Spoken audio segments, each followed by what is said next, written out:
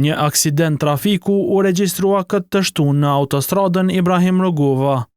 Ngjarja fatmirësisht kaloi pa fatalitet, megjithse 2 persona u lënduan. Përplasja ndodhi në kilometrin e 27, drejtimi Suharik Duhël, afër vendit të njëjtë ku një ditë më parë ndodhi një tjetër aksident, vetëse tragjik, me çrast humbën jetën 2 gra, shtetase të Shqipërisë.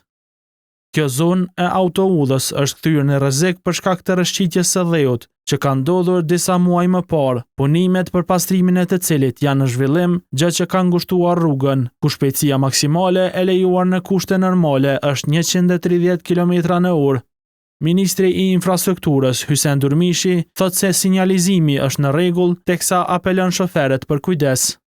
Të gjitha mosat janë ndërmarrë në kuptimin e sinjalistikës.